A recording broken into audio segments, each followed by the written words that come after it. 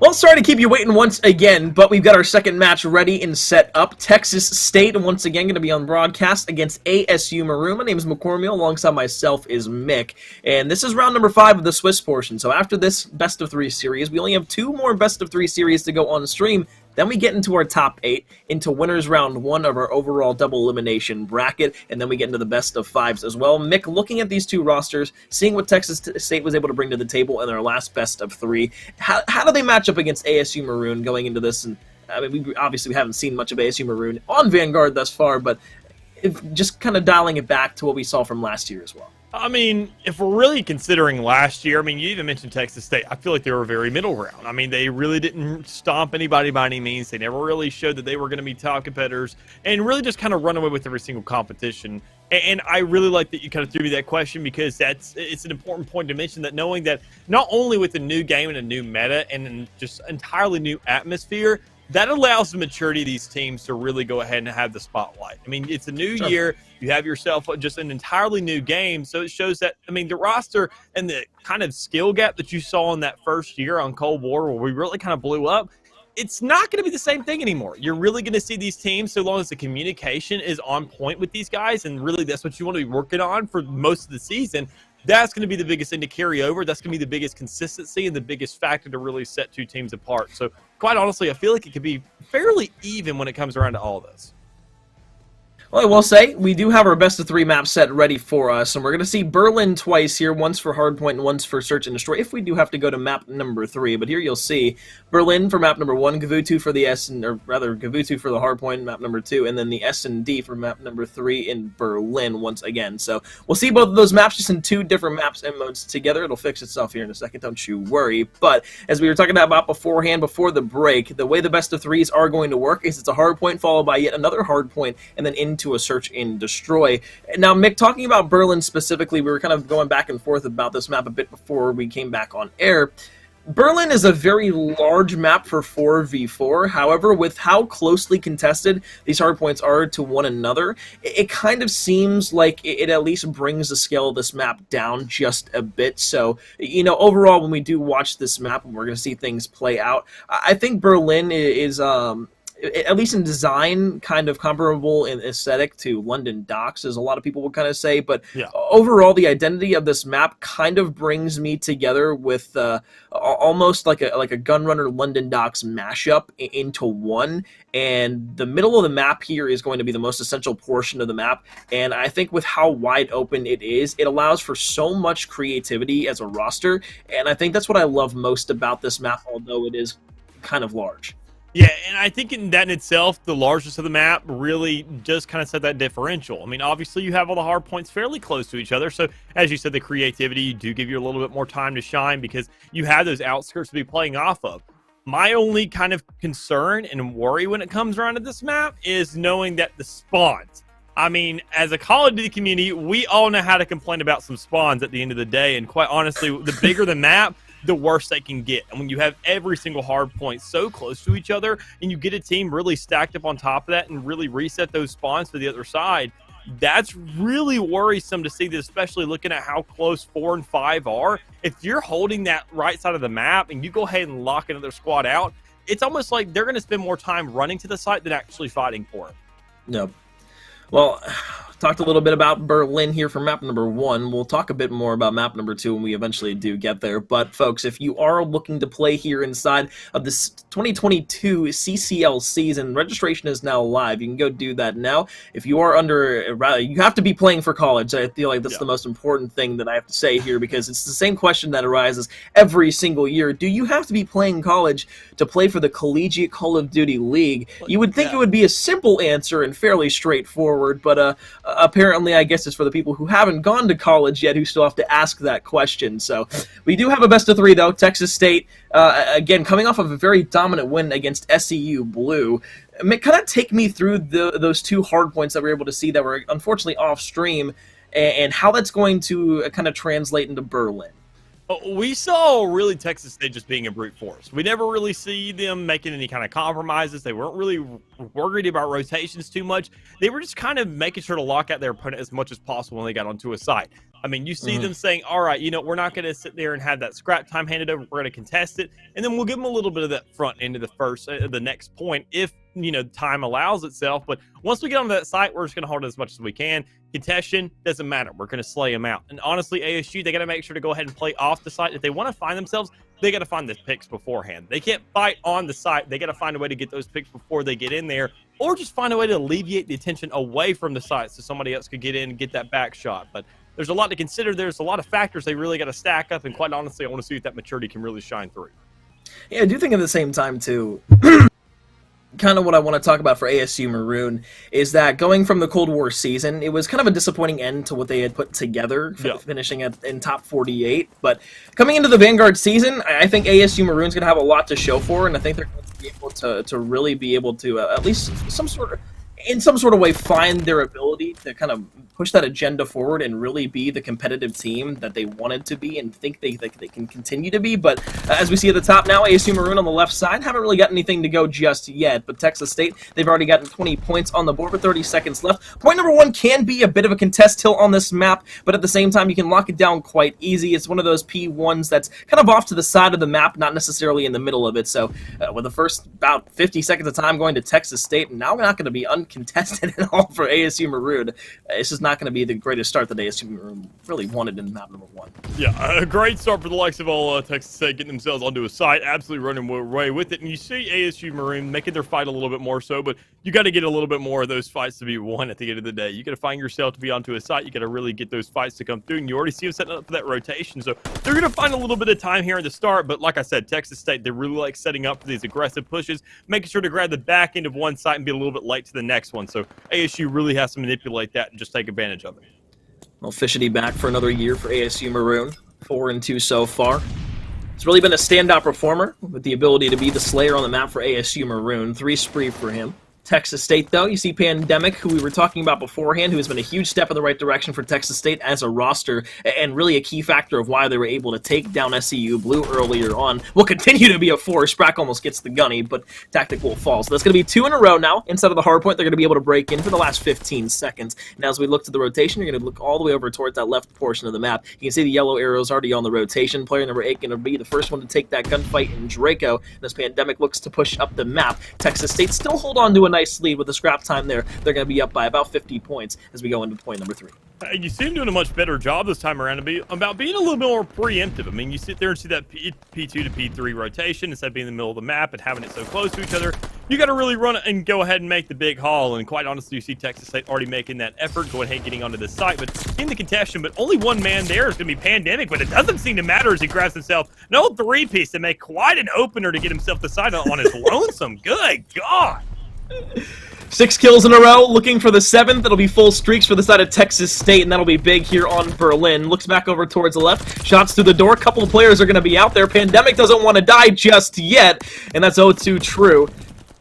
From into real life as well. Draco 6-4. Texas State still holding on. They break in towards the point, or at least hold it down for the time being. ASU Maroon, although they've looked good and Draco goes big for 3, it just hasn't been enough to really give them any sort of lead in the game. It's just been scrap time after scrap time for the side of ASU Maroon. Texas State will look to continue to go forward as they've got the rotation set up over towards P4. Player number 6 is going to be the first one there with gunfights from players number 2 and 4 to go ahead and retake. Yeah, this is not a good setup for the likes of ASU Maroon right now. If they're following suit, they're following the same exact kind of pattern they got in terms of scoring right now.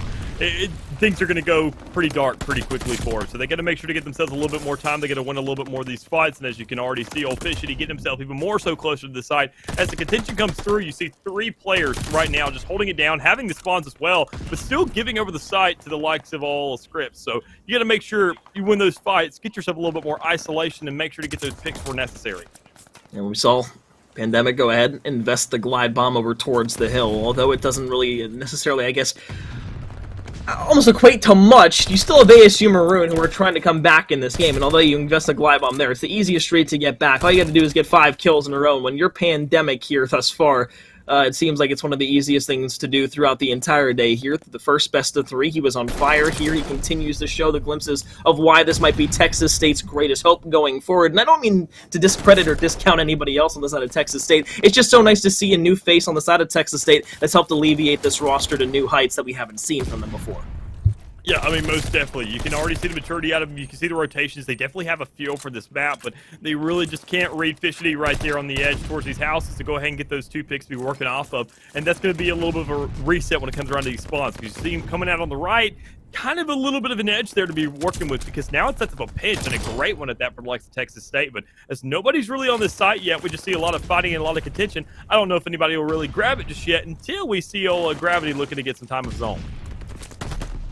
20 seconds left here on the first set of rotations in map number 1. ASU Maroon still trying to find their way back into the game. Good amount of time here thus far, and the last 10 seconds should go their way, so that'll be big.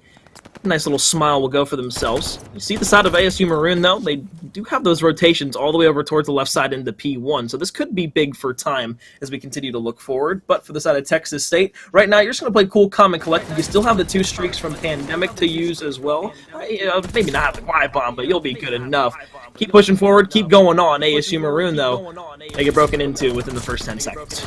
Yeah, most definitely you want to sit there and pace yourself as best you can. Go ahead and get a little bit more time. And surprisingly enough, ASU Maroon picking a hefty good bit off of that P5. I feel like, debatedly, it's the hardest fight to really get yourself some time on. And especially to go ahead and show that means that they win these open fights. I mean, so long as they find the right angles, they can sit there and create some breathing room, get to these long-range environments, they're really going to excel, because Texas State, with that brute force, they really like getting in your face with these SMGs and putting in that work. So as you can already see the rotations coming through, going right back to LP1. That may be the one where they can really sit there and settle themselves down and get a little bit more time, so long as ASU Maroon isn't here with an answer. I mean, hell, opinions will be mixed every single year between the ARs, the SMGs, on which one is more broken than the other, because one person's using it and the other's not. But so far this year, I've really liked the, I guess, balance between both the ARs and the SMGs, and I think it's probably one of the best states that we've seen from a Call of Duty in quite some time between both the SMGs and the ARs, because they not only do exactly what they're supposed to do, but there's just something about how the MP40 plays against something the likes of the STG or the Automaton that I almost have fallen in love with about this game so far. It's a really nice 3-gun meta that we haven't been able to really find the perfect medium for these last couple of years, and I think it just worked out so well so far. So, it's many things that, could have changed going forward here instead of Vanguard. I think that the weapon balance right now, at least, is something that should stay in its current form, or at least change very minimally. From those comments, I can definitely tell you're an MP40 main, because a lot of people may be debating with you here in the chat now, but that's all right. We got to sit there and have a debate of our own here on the screen. As we see ASU Maroon making somewhat of a comeback here, making themselves a real run in here, making themselves relevant once again.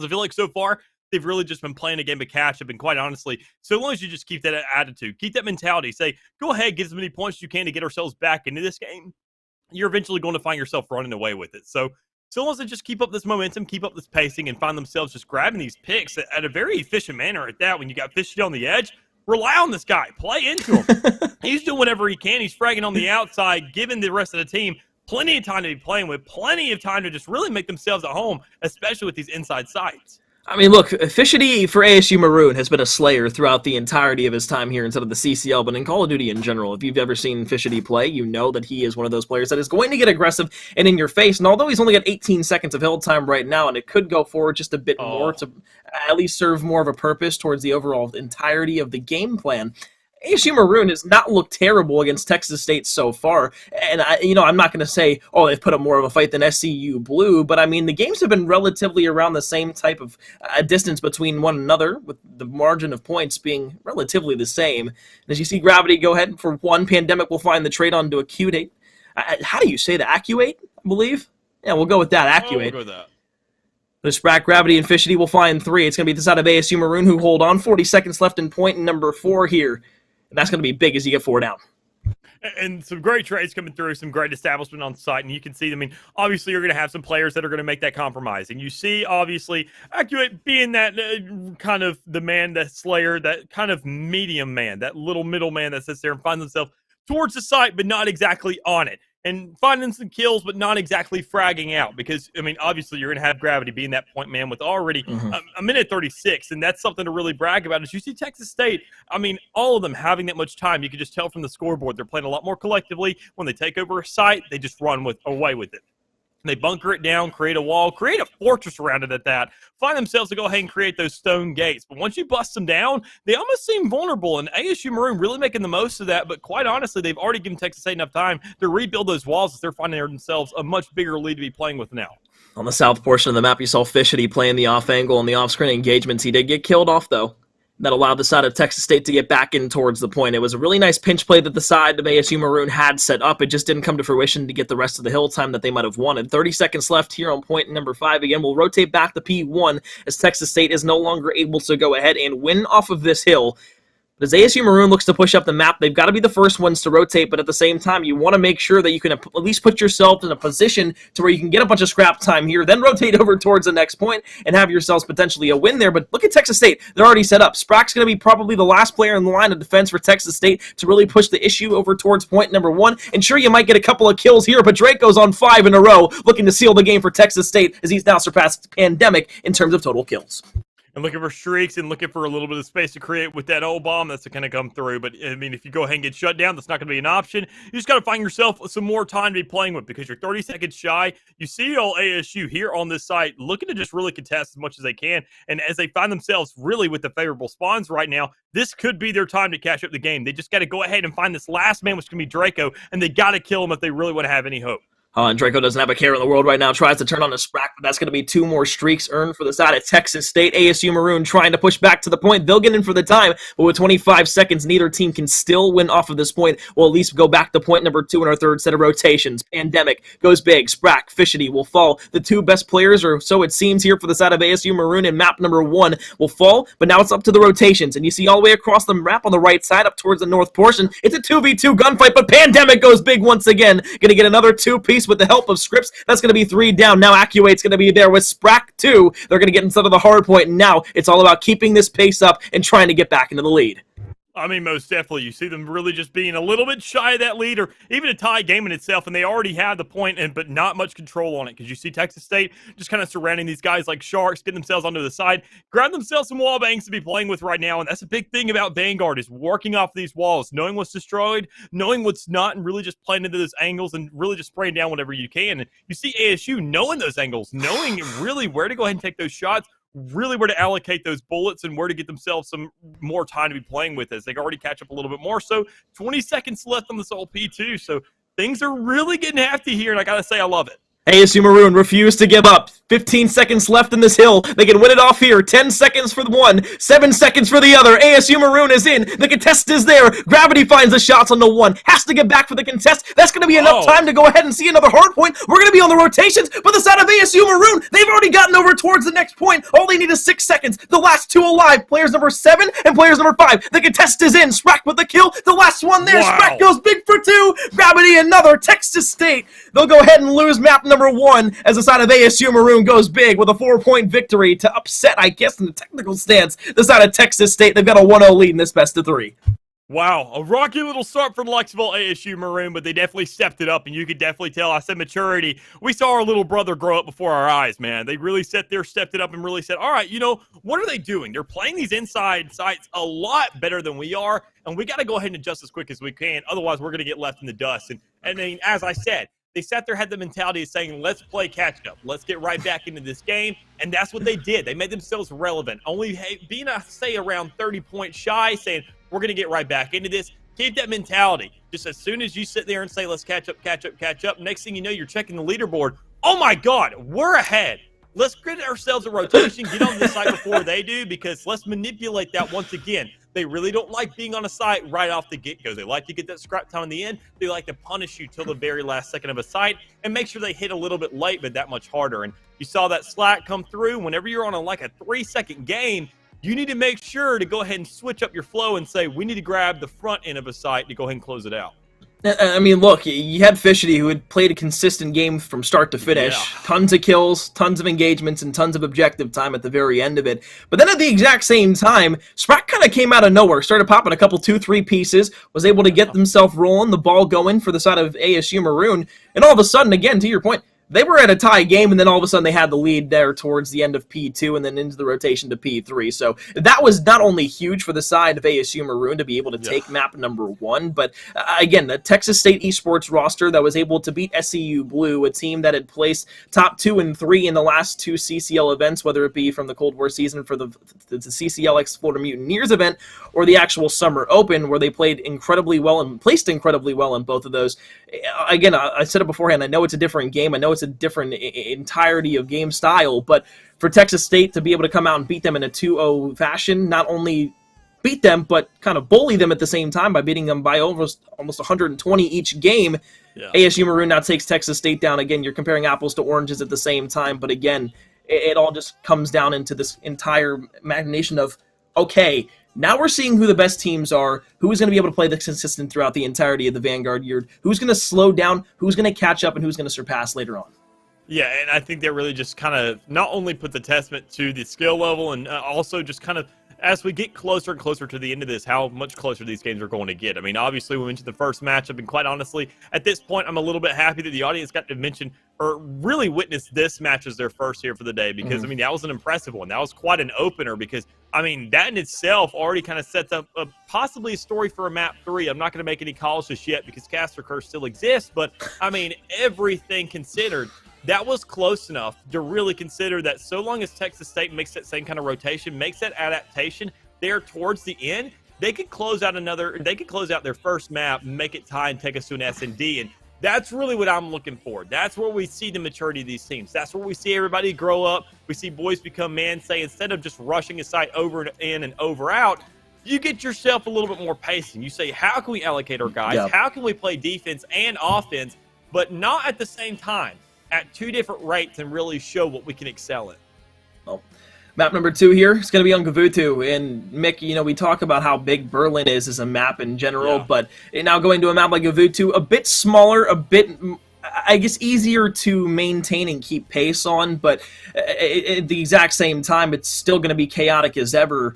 And, you know, you look to point number 1 on the opposite side of the flag side, and then you look to everything else, too. I mean, again, these points are going to be very spread out along the map, and it's going to be another one of those games, kind of almost in a similarity to how the layout is, at least, for the hard points on Raid, where, you know, you start out in the middle, you kind of, rather one side of the map, and you go to another, and then for 3, 4, and 5, you're boom, boom, boom, back and forth across the map, so that's going to favor heavily to who's going to get out and rotate quickly, and if you are on one of the teams who maybe didn't get that scrap time, you get those early rotations, you can lock down those hills and make them money hills just as easily on both sides of the map. So I think the comparison to Raid, maybe not as a layout of the map as its entirety, sure, but in terms of how the hard points are laid out on the map, I think it's definitely comparable, and it's going to allow us to see a very spread out, but I guess methodical game of hardpoint at the same time. Yeah, and the biggest inhibitor for lineups here coming into Gavutu is not the architecture like it is in Berlin. Instead, it's the landscape. So, I mean, when you're discussing the environment, it's not as really oriented around these buildings, these close-quarter combats, and quite honestly, as concerning as it is to say, I feel like that could pan out for the likes of ASU a little bit more so. You saw them playing a little bit more open. You saw them getting those long-range combats and kind of winning those most of the time, so long as you got Fishity on the right angles. And quite honestly, that's a concern in itself. Knowing that he could possibly hold down an entire lane himself if you just allocate that guy there. Make sure the rotations can't come through. Make sure whenever you're getting to another site, so long as you just really pace yourself and really control your positioning, you're not going to go ahead and get those spawns traded out. And even then, when you decide to make that call, you can push up a little bit more, so get that collapse with the guys and really play off the sites and make that rotation with everyone else. But as we already sit here and get into the game, we see P1 up for grabs. We're going to see a bloodbath here on this site to make sure to go open it up. Tactic, first blood with a grenade's going to be able to find at least a second one there with the help of Draco. So Texas State back into the lead here right early. Look towards the hill, though. ASU Maroon's going to be up and inside. Acute's going to be able to find the first kill, but then Draco's going to be able to trade that out from the outside. So I like the game plan there for Texas State early on. You don't go ahead for the hill necessarily right off the rip. You make sure you clear everything out from all the angles around the actual flak gun, and then you can kind of contain, collapse, pinch in towards the hill, then find your time that way. ASU Maroon, though, they get a cheeky bit of time to start things off. It's going to be about the rotation here over to P2, which is basically just across the map over by the ship. Yeah, and I like that point you mentioned. You got to find a foundation before you start building a house on it, and that's exactly what Old Texas State was doing. And they're kind of running away with it purely because of that. They make sure to get comfortable on that site. They want to make sure that they can make themselves at home before they really get engaged. And quite honestly, if you're going to do that on another site, we'll go ahead and rotate to number 2. You're already going to have another team looking to make their own foundation. As you see ASU Maroon set up on site, having 2 players there, kind of rotating in and out from that bottom to top floor, looking to just cover whatever area they can, as they're in a fairly close game so far. A lot of contention back and forth, a lot of shots to be going through as we finally see the site switching over to the likes of Texas State. Pushing back towards the hill from the outside. Another grenade kill is going to come through this time, though, from the side of ASU Maroon. Scripps is going to get the help of the red barrel. With a kill there, cheeky as ever, still up by 10 points as the side of Texas State. The streak is going to be used here, though. It is going to come in from the side of Texas State. Draco, who earned it early on at 9-1, now here inside of map number 2, trying to give Texas State the upper hand advantage and force a map number 3 against this very strong ASU Maroon roster. 13 seconds left on the hill, the scrap time about to be completed, and now we'll look to the rotations of P3, which is going to be over towards that upper right portion of the map. Player number 7 already there and ready to grab the time, and you got a couple of players from the side of Texas State who are looking to make the longer route out around the left side towards the beach. Yeah, and right there on the beach, you already see all ASU Marines set up for it, and quite honestly, I respect the attempt. They're already kind of setting themselves up. The thing is, it's such an open site. This is where Texas State, that brute force is going to have to come a lot quicker if they want to have any kind of chance. They got to really just rush onto a site. They got to already make sure they can clear at least 2 guys there on the outskirts before making a real engagement. As we saw the streak come through, there's just not enough to be playing off of, but with the shots to come out as well, ASU Marine making sure they hold it out still, only finally to get contested with 30 seconds left, and they're still holding strong. Still a nice break there from the side of Texas State. You see a couple players trying to rush in. The contest is going to be there, but Scripps is going to be pushing the issue close and personal. A couple of players now can just look over towards the left portion. That's going to be the last contention that ASU Maroon are going to have there. As now they're going to opt to go ahead and rotate towards that south portion, rather the left side of the map. And that's what I was going to talking about beforehand. It's the fact that these hard points are so far away from one another that is going to reward you for getting out and rotating early. But if you can control that north side of the map by the beach, especially after P3 and into P4, you can be golden there as well. So that allows you a different opportunity to be able to rotate over towards the next point and maybe string 2 60s together. Yeah, it's almost like, it's resemblance almost to like Miami. When you're on those outskirts, when you're by that boat, it's such a long-range encounter. You have so much visibility over the entirety of the map. If there was hard point for it, we probably would have seen the same kind of strats come out, where you sit there, space yourself out, get on the other edge, and even if you die, you probably see 2 or 3 players before you do go ahead and go down. But as we see ASU Maroon just kind of cleaning house right now, they still have to get onto the site because you see old Draco just holding it out as he puts the next to fall. And you see the return coming through for ASU Maroon, looking for 50 to catch back up. And that's nice from Scripps. Goes big for 1, 2, 3, and 4. 4 in a row now, looking for number 5. That'll get the glide bomb for the side of Texas State. You got everybody inside of the hard point now, but it's going to be the rotation that we have to talk about. And right now, it's the side of ASU Maroon who are out getting ready and are on the actual rotation. So as Fishity gets the kill, cuts down 1 from being able to get up close. Draco from the north side of the map now going to start making the push down over towards the boat. Finds one up on towards the top of the ship, and that's actually probably the biggest kill so far, at least on the rotation over towards point number 5, simply due to the fact because of how much elevation that is and how much of the map that you can watch over from that position. And even then, it's such a great little head glitch spot. I mean, you go ahead, you strafe yourself out. It's really hard to hit because the only thing you can see is that head. But you go ahead, have your accuracy already looking that good this early in the season to go ahead and grab a pick like that is going to give yourself a massive lead to really be playing off of. So we can go ahead and clear out the side. We can really get ourselves onto here, but you got to follow through. You got to get some teammates there to be playing with it as well because Texas State holding out very strong, having a much bigger lead than we've really seen all day out of them, especially considering that we're only halfway through. I think a lot of that comes down to not only being able to play the map extremely well, but they were able to string a few hills together already, and the fact that they want to force a map number 3, especially after ASU Maroon came back in that map number 1 to be able to take that, which kind of stunned pretty much every single one of us that was watching. So, you know, you can never count a team out inside of a map, but especially with ASU Maroon's miraculous comeback there to win map number 1, it just makes Texas State that much more hungry to be able to take this hard point like they know that they can. So as Scripps is going to fly in towards the hard point, you're going to look back in towards the middle there, the knife from behind.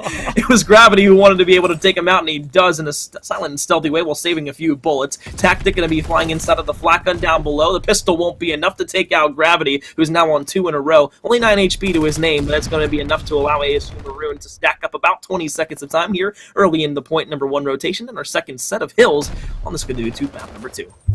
And even then, you see old Texas State just really trying to hold the outside of this pillar, trying to make sure to play ring around the rosy to some extent, bide out that time, contest as much as they can. But I mean, when you see ASU Maroon, they're just set up there. They're just kind of prepared for it, quite honestly. They're making sure to have these outer angles covered. And then even then, you got Gravity all by his lonesome because there's really not too much time. You've got to start looking at this rotation so far. And I feel like that's where the majority of the combat's going to be going to, because you already see the 2v2 over there. You see Texas State with the, I'd say, favorable respawn so far because they already have the setup and the high ground to be working with as they grab themselves too. 16 and 12 there for Scripps, 19 and 8 from Draco from the side of Texas State. Just kind of a testament to how they've been able to play at the beginning of this game so far. But again, we're only about halfway through this at the point. So ASU Maroon, we saw last game the miraculous comeback that allowed them to be able to take the game. It's still very doable here, especially if you're able to just to string maybe 3 and 4 together, hell, even 2 and 3 together. But you still got to push over towards that right portion of the map, because right now Texas State has it locked down. Still trying to push in towards middle map, though, for the second kill of Contestions. Scripps is going to fly in towards the point, going to be able to get the shots in the back from 1. The Contestion is there, but it's going to be another 4 down here for the side of ASU Maroon as they've started to get that comeback once again. You can't let them get hot, because when they do, they'll ignite the fire and let it burn. So Texas State now, they're going to have to be careful here. It's going to be dicey. Most definitely dicey.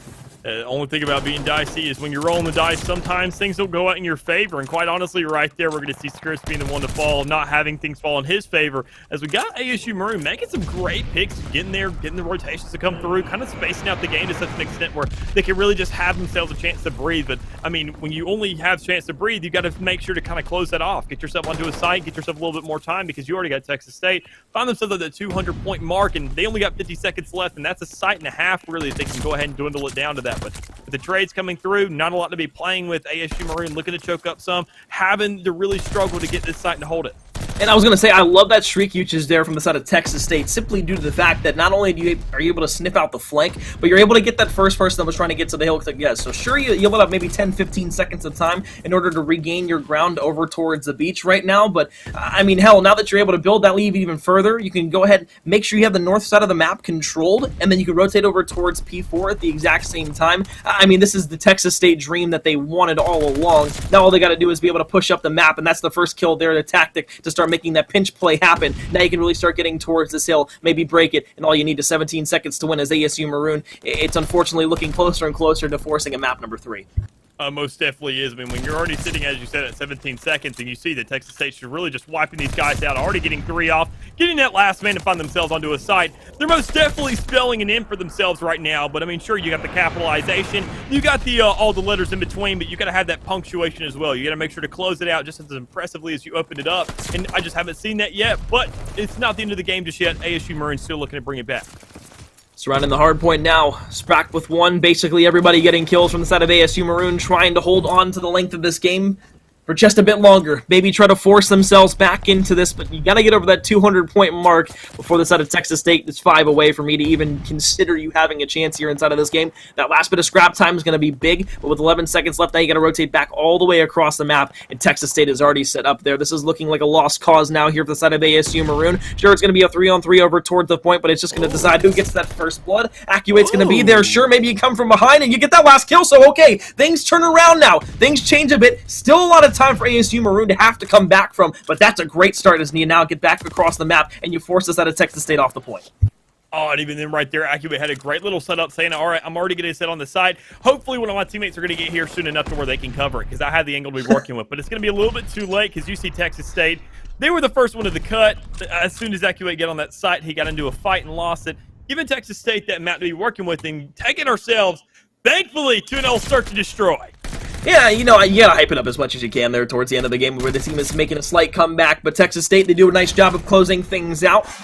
They force a map number 3, as Mick was alluding to beforehand, so you see they're 30 and 16 from Draco, and that, unfortunately, is going to be enough to go ahead and force things to a map number 3. But now that we have a Berlin Search and Destroy to talk about here, this is something that we haven't really necessarily, I guess, had to shed light on just yet, simply because it's just been hardpoint throughout the entirety of the broadcast so far. So now we're finally seeing our first Search and Destroy. This is where things get a little bit different, because number one, well, we don't have the snipers and or smokes G8 anymore here inside of Call of Duty Vanguard like we did inside of Cold War. So all of a sudden, now that's opening the doors and wide angles to being able to see a bunch of different things on the map, specifically in the way of snipers. But more importantly than anything else, this is going to allow us to just have so much more of a fun time being able to watch and spectate this, opposed to the same time of being more or less unpredictable from what we saw last year from both of these teams, respectively, when it came to Search and Destroy. Yeah, I'm sorry. I just can't wipe the grin off my face, man. You talk about snipers, it just brightens up my day. They are back, and they are just as good as they've ever been. The plays, as you said, I want to see a sniper kill right off the start. I don't care who it goes to. I just want to see that kill feed pop up. I want to see a spectator view, and I want to see an initial shot, because snipers, it's a really scrappy game, right? You go ahead, you get that first shot, you make sure to get the advantage, and you get a rotation saying, I am now exposed. They have the call out, know where I am. I really can't rotate because I got to be with the rest of my team if I'm on offense. If I'm on defense, I got to get to my respective spot and pray that I can win a fight with a pistol or go get a pickup on the opposer's weapon. There's so much to really factor in there that, quite honestly, Berlin, this may be the perfect map for that opener with how large it is that we talked about earlier. You have those huge rotations, you got those large outskirts, and you have a lot of setups for these snipers to really excel. And quite honestly, with that, I mean, I feel like we saw Texas State really excel in these indoor environments. They really got themselves onto a site, they got themselves onto a map, they got themselves onto each and every single bomb, which I'm going to consider is really going to be the case. But if you go ahead and make sure there's only 3 of them instead of 4 when they're pushing, that's going to make your job a lot easier for ASU. Absolutely, and you know, although we're going to see the stats here on the screen, I'm going to talk about S&D just a bit more here, specifically with the sniper. You know, from the hard point that we saw against SEU Blue, it was Texas State who actually pulled out the sniper early on in that game, and I believe it was Pandemic who did so. And that's just one of those little things and those little tricks that can get you that early possession in the game, and might even allow you to start a streak early on, just giving yourself maybe that extra 10, 15, 20 seconds of time, but it can throw off another team's mental incredibly easily, especially if they're not even trying to snipe. So, you know, going back to the statistics here, though, again, I said beforehand, 30 and 16 from Draco there is going to lead the way. Tactic at 24 and 18. You look down to the side of ASU Maroon, Sprack at 19 and 22, Fishity at 25 and 24. Your Slayers are still going to slay, even though it might not have been a great close game like we saw on map number 1. You're still going to be able to do good things on the map, and I guess that's just kind of one of those situations that we kind of point out in Call of Duty where I don't want to say it's useless kills, but around the map you're picking up a lot of different angles and you're picking up a lot of different kills that are going to at least amount to some sort of hard point time. But at the end of the day, even though you could drop 30 in a game, it simply could just not amount to anything, and at least the engagements were still high, because that at least shows that you were trying to get into the action the majority of the time. It was just Texas State who walked away with a bit better of a hard point control. Yeah, and I really like the self-awareness of the likes of Texas State here. I mean, you can look at the time. Pandemic, he was the man that we mentioned in that last series, just going off, and he's definitely had his run today. But when it comes around to this matchup right here in this map, he really didn't go off as much as we really seen him for the rest of the day. And quite honestly, he was aware of that himself. He said, you know what, I'm really not feeling this. I'm just going to go ahead and settle down on the site. I'm going to get as much time as possible. You guys are obviously feeling yourselves, so you do your job best. I'm just going to lay down prone and just really just try and get out of engagements, try and bite out our time as much as possible. And quite honestly, it had a pretty good running for him. And I think you kind of nailed that on the head perfectly, because that's one of the things that, you know, from my time playing competitive Call of Duty and a lot of other people's times, is that when you're on the 4-man roster really trying to figure things out, if somebody's struggling in that game, some people will just try to shoot through it, and sometimes that's the worst thing you can do for your team. So being able to just sit down, hunker in the hill, be able to pick and soak up all that time, it's reminiscent of what you would used to see kind of with like a pure OBJ role from a lot of players back in, like, say, like a Black Ops 2 or something like that, where, you know, it wasn't what we have now with our hybrid roles. It was just more the traditional anchor, SMG support, Slayer, and then your OBJ roles and whatnot. So, like, you know, seeing like 3 minutes in the hill for somebody a long time ago really wasn't even that much of a rarity. It was just kind of like expected from the person that was going to be sitting in the hill while everybody else was playing their ways. But, you know, now that we have an entirely different hardpoint for the last few years, it's just completely changed. But already we see it. Fishity with the sniper out looking over the middle of the map, won't be able to pick up anything just yet. Still a 4 versus 4. Gravity trying to push over towards the A site. Shots are going to be there onto the first player from ACU Q8 with the help of gravity, and now you're looking in a 3 versus 3 situation as Scripps is going to get the best of gravity from behind as he gets a little overzealous over the A site. And even then, you go see, and you got the bomb dropped as well. I mean, not only just the kill, but you got a lot of intelligence to be working with. You can already see the likes of Old Texas State just setting up around it, saying, all right, well, we know where the bomb's at, so just hold it. I mean, honestly, you want to make sure that that's the objective. That's the biggest, just overarching objective at the end of the day. Just make sure that bomb, it doesn't matter whether it's down or up or where it's going to be sitting around, especially grabs himself a pistol kill, and that's an adaptability I was talking about of the snipers. You got to make sure if you can rotate, if you can play around the map, you got to make sure to really just kind of hold your own if you're in a worst case scenario. And quite honestly, that's the adaptability, and that's really the edge setter. Now sitting at a 2v2, you got to know you can pick up that scrap up and get a little bit closer. 25 seconds left. Don't have the bomb in hand to work with just yet. Thankfully, the bomb glitch has been fixed, so that's not something that we're going to have to talk about necessarily here inside of this tournament. Bomb should be going down here over towards A in just a minute, but you can see the collapse from Texas State starting to come through. Scripps from one side. Sprack's going to be able to get the best of Pandemic. Now you got to get that bomb down, though, and Scripps won't be able to get there in time. So 45 seconds left to work with here in a retake in a 1 versus 2. You look over towards that left side. Won't be able to spot him just yet, but this is, again, what that cover does here inside of Vanguard. It allows you to play things and play angles so much more differently, and allow you to see different areas that you have cut off. Scripps is going to be able to find the first one. Now in a 1 versus 1. 30 seconds left here. 7.5 seconds on the defuse timer. If you are new to Call of Duty, you're about to see a 1 versus 1 for the ages.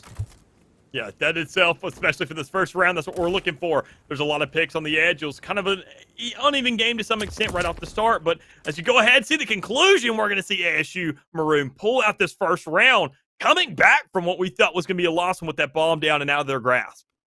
And that was nice. It was a big round, and again, you know, when you're in that situation where you're in a 2 versus 3 and you really have to start making that comeback, it's going to be hard to win, but you get it done, you're able to take a good round, and now you can walk towards the next round with a 1-0 lead. So here inside of the Search and Destroy, again, this is map number 3, folks. If you are just joining us, inside of a best-of-3 series, it's a winner, not really go home, but, you know, in a general sense, this is probably one of the biggest games you've played all day. I believe both of these teams still undefeated throughout the entirety of the tournament so far, it's at least in the Swiss portion. So, you know, this is number 5 out of the 7 rounds that we're doing. Both of these teams really trying to push their issue and push the agenda to get inside of the best of 8, or rather the 8 teams that are going to be the best of in the double elimination bracket later on that will start today. But it's Draco and the rest of the team now still alive in a 4 versus 2. It's going to be a Q8. Going to be able to find the kill, and now Fishity with a pistol makes things in 2 versus 2. God, you can't let Fishity do this. He already turned the tides in that last round, grabbed himself that first kill to be playing with, and then also having the concluding kill as well. This could be a man that you really got to keep your eyes out for. He's going to be playing off his team, and even when he's not, he's still going to find a kill, whether or not it's with the primary or secondary. So being that big of a threat, knowing it's a 2v2 now, you have that bomb within your grasp. You know it's relatively close to you. You just got to get the rotation. You got to get at least one pick, knowing it's going to be in between both of these guys, watching at the 6 and the 12 to know whether or not it's going to be really a doable round or not. Still slow over at the A site.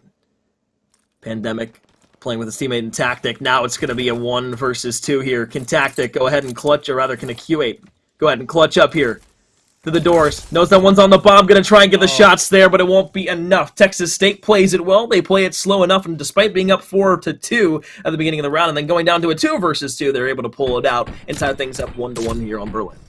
And just great shots there from Texas State to go ahead and play it slow, know that they need to be playing off of each other. You saw ASU kind of get a little bit overzealous, not really playing too much defense. Once they had that bomb down, they wanted to go ahead and rotate, start playing a little bit of predator and prey. And quite honestly, I mean, you're going to wander into a bear trap eventually laid by the hunter himself. And quite honestly, that's not the best case scenario when you're trying to go ahead and clutch it up to some extent. Knowing that bomb is out of your grasp, knowing that it's been dropped, we've seen a lot of just super aggressive plays out of these bomb carriers. And quite honestly, it's a little concerning to look at for both sides. To know it's gone down that early, you just go ahead and you're just playing a game of just save the hostage, save Private Ryan right now, because he's out and about and you can't get to him, and you got to make sure to deliver him to a bomb site. Otherwise, you're not going to have any chance at all. Well, you see Sprack break through the glass there, trying to find an angle on at least 1 or 2 of the players here inside of the A site. You see one over towards the left. We can see him through the wall. Sprack's not going to be able to. Somehow we'll stay alive here for the beginning, but Scripps is going to be able to find the first one. Pandemic will fall to the hand of Sprack. Now make it 2 here from Sprack, a 2 versus 2 here over towards the A site. It's a 1 versus 1 on site, but if you look at Fishity, Fishity is chasing down and hawking Draco at the exact same time, so this very easily could turn into a 1 versus 2 here. Now make it a 1 versus 1. From behind, Fishity comes through with the pistol, and what we thought was maybe just going to be one quick cheeky kill on the flank, turns into 2 big ones in a 1 versus 2 to give Fishity and the side of ASU Maroon a 2-1 lead. I mentioned him earlier on that sniper, man. I mean, quite honestly, it's crazy how we're not seeing these sniping plays. We're just seeing more pistol kills out of Fishity, and even then, that's impressive on its own to say, look, buddy, you can run an MP40, you can run an STG all day, but quite honestly, my secondary, I mean, this pistol could be anybody's, but this one is mine, and I'm going to make the most out of it. I'm going to do some work out here, and even if I don't get a snipe, I'm still getting that intelligence. I'm holding down a lane in the map saying, all right, look, you're not going to move in the middle, otherwise I'm going to go ahead and pop your head off, and quite honestly, I'm still going to be as big of a threat as closer to you getting to me, but if we're talking about getting close, we're already closing on this B side. First hit over towards B on the offensive side. Pandemic's going to be able to find that first kill over from the right side. Accuate's going to be able to find the trade. He's been big so far here in this game. Fishity 5-2. Let's get knocked off the board first. So in a 3 versus 3. You've got basically the, I don't want to say the bottom couple of fraggers for both teams, but that's really what you have at this point. So 2-1 overall, 50 seconds left. Bomb down over towards that B site as well. Texas State needs to make a play to get back over towards that site, and the first player is going to be at least falling here in the domino effect, or at least I thought Accurate will fall. Now it's going to be Scripps in a 1 versus 2. It was a 1 versus 3 to start things off, but now you get the bomb in your hand. You do have a little bit of time here if you do want to get cheeky and plant the bomb. Oh, you most definitely have to. I mean, we already saw the establishment towards that B site, but we see a rotation kind of possibly being within the midst, but I mean, when you're in a 1v2 scenario, you already see Scripps grabbing himself 1. Now it's a 1v1 scenario still on this bomb, looking to go ahead and be a little bit cheeky with it with only 15 seconds left. He can't make that move.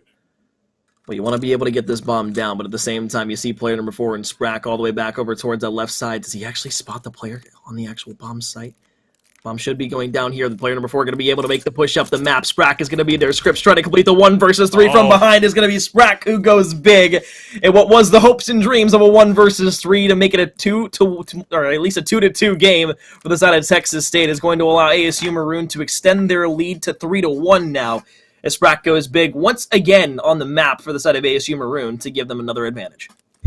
And right there, quite honestly, when it comes around to that match, I mean, Sprack just played that well. You know that when you're sitting in those shoes of saying, all right, he's going ahead, there's only 5 seconds left and this bomb is not down. He's got to do it eventually because I don't hear footsteps coming in my direction. So I'm going to make sure to go ahead and just push up right now because whether or not best case scenario, I kill him while he's planning, or if I don't even see him, I'm that much closer to where whenever we get in this post-plant scenario, he's not going to expect me literally looking and breathing inside of his ear. And it's just best case scenario for them to go ahead and close it out, get on that aggression and really play into that aspect because it's the least expected, quite honestly. And that is just a big determining factor. It's a big denominator when you're in a case like that, regardless of what kind of game it may be, regardless of what mode it may be. S&D at the end of the day, that's how you play it out. We're talking about plays. We already have one coming here on the outside edge with Pandemic.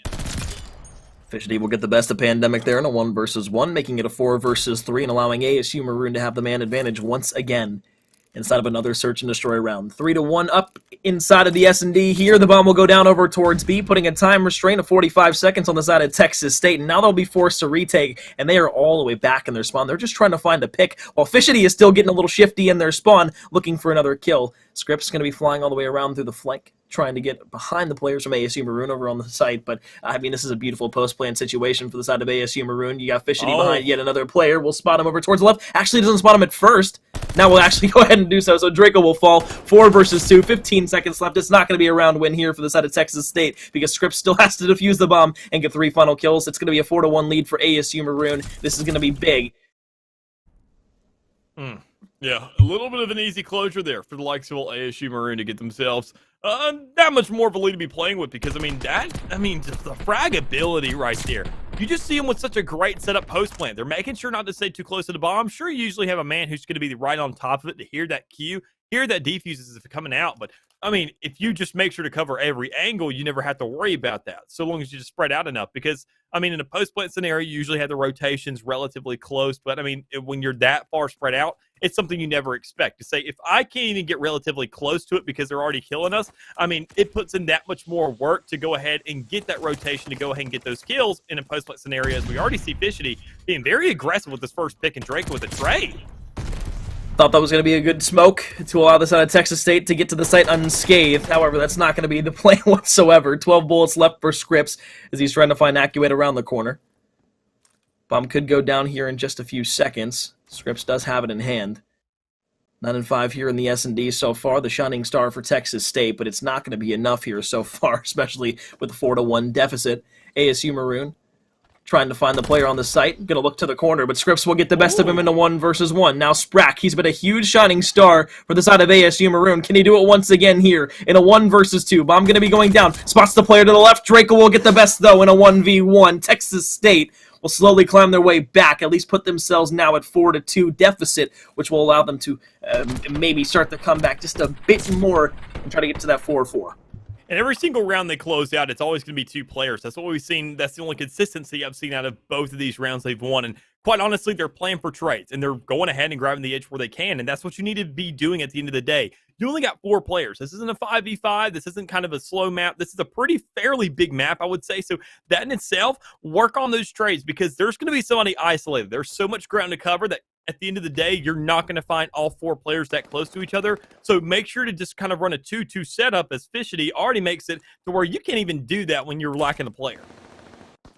He's been so good at getting those first bloods for ASU Maroon, but Draco comes back with a sniper on Fishity. Scripps finds 2 now with the MP40, and now it's Accuate all alone in a 1-versus-3. Shots into the player up top. Draco will fall. Now it's up to Tactic and Scripps. A 2-versus-1 here, but I mean, Mick, you look at this. Scripps at 12-5, who's been on an absolute heater here, trying to go ahead, bring this back just a bit more, as Accuate's just trying to play around and at least try to scavenge maybe the bomb and plant later on, but you still got to work your way all the way back over towards A to get that bomb in your hands. They passed right by each other there in the middle of the map. This is going to be a massive rotation for the likes of Accurate, because that bomb is now open. It's up for grabs. You can go ahead, get that, get the rotation. You only got 28 seconds, so if you're going to make a move, you got to make it really fast. And make sure to hold your ground as well at the same time. He's already seen that A-bomb. Saw Scripps maybe, but he didn't.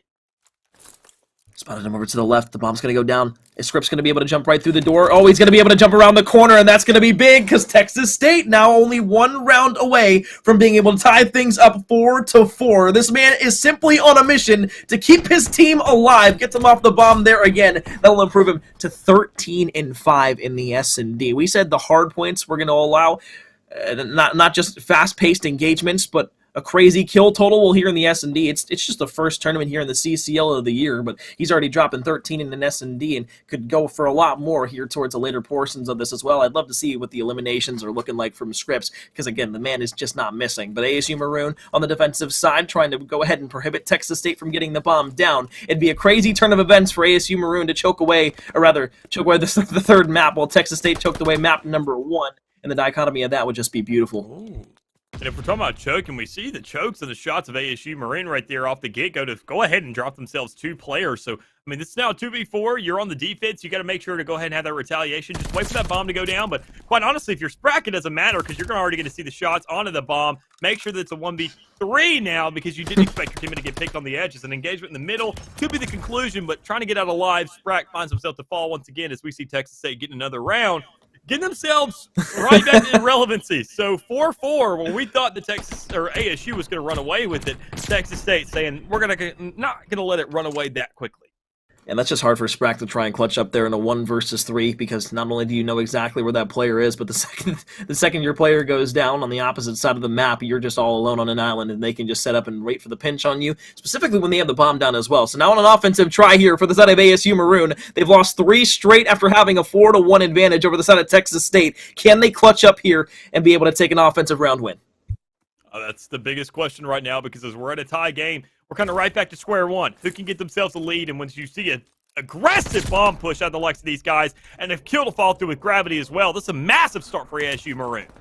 First time in a while, we've seen ASU Maroon come away with the first blood in a round. Sprack going to get spotted out inside of the B building, but 35 seconds left. Fishity's going to find another kill, and that's actually going to be investments of streak from the side of Texas State, so that's big, because now for you know, if this does go to a round 11 or just even the next round when you're going to be on the offensive side, you don't have that glide bomb for information anymore, and you don't have any other streaks to be working with either. So as Pandemic going to look around the corner, trying to just play the life all the way towards the back, you want to be able to go for that bomb, but you don't want to feed ASU Maroon any streaks. But at the same time, you're just kind of on a rock and an island, and well, now you're dead. ASU Maroon come back with an offensive round win after losing 3 in a row. Thankfully, they are able to come away with 1, but this is still a very good opportunity for the side of Texas State to force a round 11. And quite honestly, I feel like that round came down to nothing but the start. You saw the bomb get planted, and you saw a kill as well. So that was just already a gash in the body. That was salt in the wound as well to say, all right, well, we already have the aggression. We already have the upper hand, and you don't even have as many resources as we do to really have an answer to come back. So if you're going to do everything or anything at all, you better make sure that it's almost perfect at this stage to know that we're going to have these setups at really far angles. We're going to be all over the place, and you're not going to know where we're coming from. It's the perfect setup for it. They're bringing it today. Sprack and Gravity, the two defenders over towards the A site. You got Fishity and Actuate all the way over towards B. But Fishity, once again, just trying to get shifty on the flank, trying to make a play for ASU Maroon to get that first blood once again. Tactic climbing up the staircase. Almost some bad timing there from Sprack. Will be able to find the first blood here for the side of ASU Maroon. Scripps, though, on the flank will be able to make it a 3 versus 3 to the window, though. There's Gravity. Fishity, now it's all down to Pandemic. God. We were talking him up the entire day of how good he's been for the side of Texas State and how important of a pickup he has been. However, all it's going to come down to now is a 1 versus 2 to try and force a round 11. He's going to be behind the last couple of players, but the bomb is still down with 30 seconds. Even then, you got to look at the rotations coming through. You got to look at the whole flank trying to come out from the likes of old Texas State. But ASU Maroon looking to close it out, get themselves that 6th, and then find themselves that map. And quite honestly, in a fashionable manner, too. I wasn't expecting ASU to really kind of step it up like that, but you saw the setups. They knew how to go ahead and expand and how to get themselves closed, and even then, Fishity just coming out on top. I mean, we saw the rotation. We saw the trade out as well, because we saw the sniper for the first couple of rounds, but he said, you know what? If I'm going off like this, I want to get in their face, man. I want to get an automaton into my hands. I want to get right in the get-go. I want to find myself that action, and I want to make sure that these rounds get that much harder for them. Well, great ground there from ASU Maroon to close out the S&D, but again, they did have a 4-1 lead, which they were able to go ahead and capitalize on later in towards the S&D with a 6-4 win. We'll take you back to the rest of this series, where in map number 1, ASU Maroon were just narrowly able to squeak a 4-6 point victory against the side of Texas State in map number 1. It was a crazy, crazy game that allowed a lot of us to be able to have a great time watching it, and I had a good time casting it. But then in map number 2, it was a side of Texas State that were able to come back 250 to 176. Punched ASU Maroon in the mouth, quite frankly, there, but it was, again, in that S&D on Berlin that allowed ASU Maroon to go ahead and take the series. They'll stay undefeated in the Swiss portion of the bracket here, Mick. And I'm not going to say this for sure, but that's not going to necessarily make them a lock, but they got a damn good chance to be able to make it into the top 8 team bracket. So there we go. There's that. Hardpoint, map number 1, ASU Maroon. Gavu, 2 hardpoint, map number 2 for Texas State. And the S&D on Berlin gives ASU Maroon the 2-1 victory in this best-of-3 series. They'll go on to round number 6 of the Swiss portion with a head full of steam, looking to go ahead and close it out undefeated if they can. Ottawa might stand in their way at some point throughout the Swiss bracket, so we'll have to see how that goes a little bit further on, because, hey, guess what? Ottawa's still the top dog, but we got some stats to look at as well for after the map. For the S&D on Berlin, again, it was a huge game there from Scripps, but unfortunately, it's just too little too late, and well, the rest of the team just wasn't able to help him out all that much. 13-5 for the Yell there. That's got to sting, Mick. It most definitely does, and I think you said it yourself perfectly there when talking about those maps that, I mean, we saw Texas State kind of punch ASU Maroon in the mouth, but, I mean, they said when it came around to map 3, they said, we still got all our teeth, so we can still bite back if need be, and that's definitely what they did. You see Fishity stepping up on that sniper. We didn't see too many picks off of that, but regardless, we still saw search and destroy at its fundamental. We just saw the great gameplay of having those trades. Make sure to get the first one off, go ahead, work into it, get trades, play off each other, because that last round, it was so quick pace. I mean, we saw that first kill going down, and then we saw the trade come through there from the middle of the map, then we saw the window pick right there on the A-bomb. There was just so much there and so much contested on top of each other rather than the objective that, you know, at the end of the day, I mean, being on the attacking side, you've got to push onto a bomb. So, I mean, if you just have the right amount of guys there, you have that great little map awareness to know what angles are going to cover what side of the map. With it being so open there towards the middle, it's going to make for an easy little bit of closure if you can find yourself in the right spot at the right time.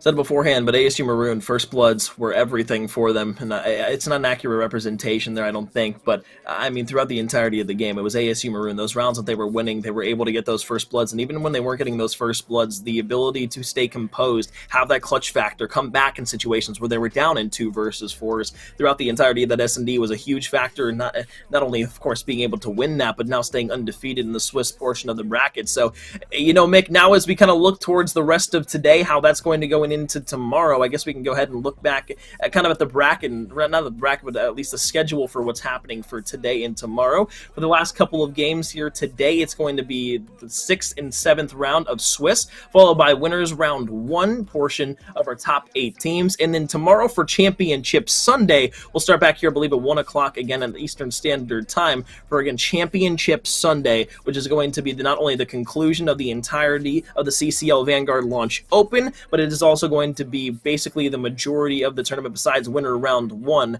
for the actual top 8 double elimination bracket for the $2,500 prize pool. Of course, first place will be taking home $1,500. Second place will be taking home $700, and then the third place team will take home a hot $250 overall of the prize pool. So, Mick, a lot of money to make here for all of these teams. We obviously have a favorite going into the bracket play a little bit later on, and a team that we probably will assume is going to take and reign over this tournament once again. I don't have to say the name to know who we're thinking about here, Mick. Who would that be? I don't know, Chief. That's a really good. Honestly, it's looking like ASU Maroon right now. They're just kind of going away with it. I think they're unstoppable. I mean, that's who was on your mind, right? I couldn't think of anybody else. Yeah, no, of course not. There's definitely not a team from Kansas named Ottawa by any stance of the imagination. But either way, it's going to be fun the rest of the way. We're going to do a little caster swap here. Mick, it's been a great time casting with you today. Yes, an enjoyable time. But now, as we go to the 6th and 7th rounds, I know I'll be watching in the chat. I'll be watching throughout the rest of this tournament because it's not going to stop. It's not going to cool down one bit. It's only going to get hotter in the intensity. My name is McCormiel. Alongside myself is Mick. After an intermission, we'll be back with the 6th round of the Swiss portion of the bracket.